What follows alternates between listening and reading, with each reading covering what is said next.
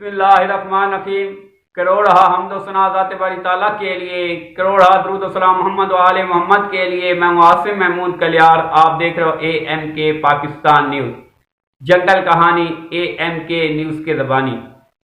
नज़र हम आज की वीडियो शुरू करने से पहले मैं आप लोगों से रिक्वेस्ट करूंगा मेरे चैनल को ज़्यादा से ज़्यादा सब्सक्राइब करें और मेरी वीडियो ज़्यादा से ज़्यादा लाइक और शेयर करें ताकि मैं आप लोगों तक मुकम्मल हक़ाइक़ आगाही के साथ पेश कर सकूँ। नज़र हम आज की वीडियो शुरू करने से पहले मैं आप लोगों को कहूंगा कि ये मेरी वीडियो किसी सूरत सियासी वीडियो नहीं है, लिहाजा इसको कोई सियासी रंग ना दे।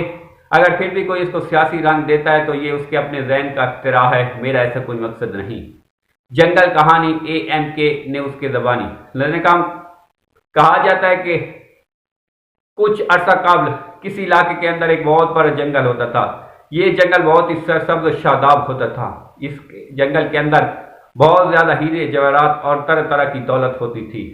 इस जंगल के अंदर एक बहुत बड़ी तादाद के अंदर भेड़ और बकरियां रहती थी।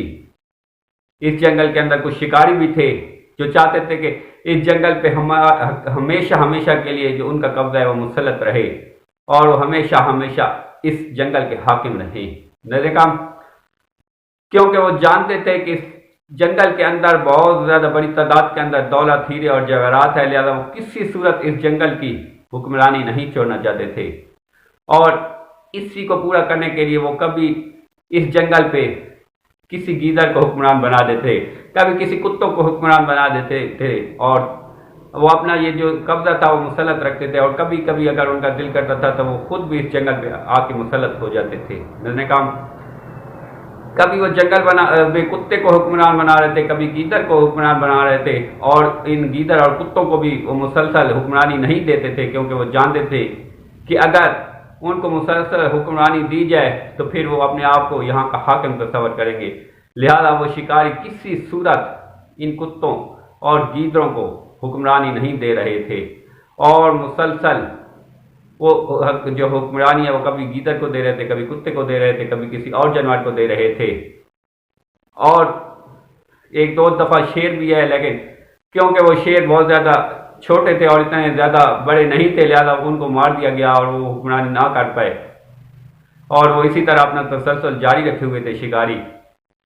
फिर एक दफ़ा ऐसा हुआ कि एक बहुत बड़ा शेर इस जंगल के अंदर आ गया।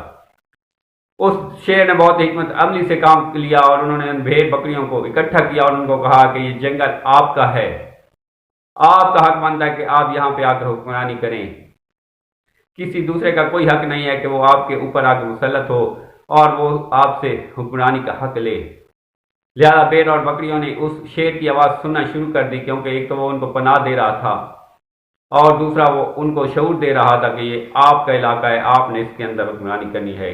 तो उन भेड़ बकरियों ने उस शेर की आवाज़ पे लब्बैक करना शुरू कर दिया और बहुत बड़ी तादाद के अंदर उस शेर के साथ इकट्ठी हो गई और उन्होंने तहैया कर लिया कि वो हमेशा हमेशा के लिए जो हक हुक्मरानी है वो भेड़ और बकरियां अपने पास रखेंगी और वो किसी दूसरे जानवर को यहाँ की हुक्मरानी नहीं करने देंगे और ना किसी शिकारी को इतना मौका देंगे कि वो यहाँ पे आकर हुक्मरानी करे। उन्होंने शेर की आवाज़ पे लब्बैक करना शुरू कर दिया और फिर बहुत बड़ी तादाद के अंदर उन भेड़ बकरियों ने मुज़ाहमत शुरू कर दी। उन शिकारियों ने भी देख लिया कि ये जो शेर है ये तो बहुत ज़्यादा ताकतवर हो गया है और इनको रोकना ना अब जो है वो मुश्किल हो गया है क्योंकि भेड़ बकरियां भी उनके अंदर भी शऊर आ चुका है और वो किसी सूरत शेर को जो है वो नहीं नुकसान पहुंचाने देगी। उन्होंने बहुत ज़्यादा कोशिश की, कई भेड़ बकरियों को जख्मी भी किया, लेकिन वो शेर का साथ कभी भी नहीं छोड़ने पर आमादा थी। और फिर उन्होंने इन्हीं गीदड़ों और कुत्तों के जरिए एक जाल बनवाया और इसी जाल के अंदर उस शेर को फंसा के उसको पिंजरे के अंदर बंद कर दिया। नजर कम भेड़ बकरियों ने जब देखा कि जो उनका मसीहा था उस शेर को तो गिरफ्तार कर लिया गया है तो भेड़ बकरियों ने मुज़ाहमत करना शुरू कर दी। लेकिन वो भेड़ बकरियां थी और वो बहुत बड़े शिकारी थे या उनके मुकाबले में गीदड़ और कुत्ते थे कि जो भेड़ बकरियों पे हावी होते थे। लेकिन फिर भी भेड़ बकरियों ने अपनी मुज़ाहमत जारी रखी और वो लड़ते रहे।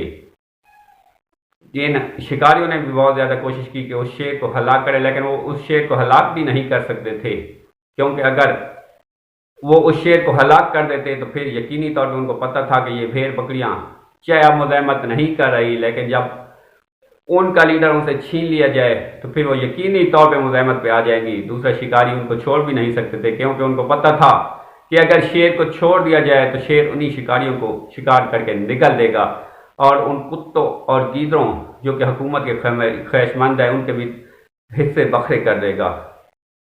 یہ وقت اسی طرح چلتا رہا، بھیڑ بکریاں اسی طرح دبتی رہی، لیکن بھیڑ بکریوں کے اندر اتنا شعور ہو گیا اور انہوں نے سمجھ لیا کہ ابھی ہم نے مزاحمت نہیں کرنی، کیونکہ ہم نے مزاحمت کی تو جو ہمارا لیڈر ہے، جو ہمارا شیر ہے، اس کو نقصان پہنچایا جائے گا۔ اگر یہ لوگ ہمارے شیر کو نقصان نہیں پہنچاتے، وہ بے شک پنجرے کے اندر بند ہے، لیکن ہمارا محافظ تو ہے، محفوظ تو ہے، اس کی زندگی تو بچی ہوئی ہے۔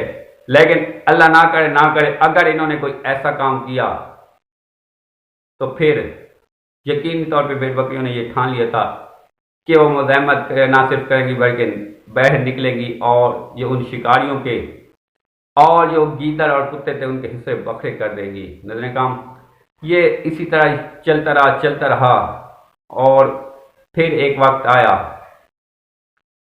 کہ اس شیر کو باہر نکالا گیا اور اس نے انہی بکریوں جو کہ ہمیشہ اس کا ساتھ دے رہی تھی ان کے سہارے پہ وہ آیا اور انہوں نے ان گیدڑوں اور کتوں کو نہ صرف بھگا دیا بلکہ ان شکاریوں سے بھی بدلہ لے لیا، اور وہ شکاری جو تھے انہوں نے ہمیشہ کے لیے اس جنگل سے راہ فرار اختیار کر لی، اور شیر اور وہ بکریاں ہنسی خوشی جو ہیں وہ اس جنگل کے اندر رہنے لگ گئی۔ نظریں کام آج کی جو میری کہانی ہے وہ اتنی ہے۔ اب تک کے لیے اجازت دے، مزید ویڈیو کے میرے چینل کو سبسکرائب کریں، بیل آئیکن کو پریس کریں۔ پاکستان زندہ باد۔ السلام علیکم۔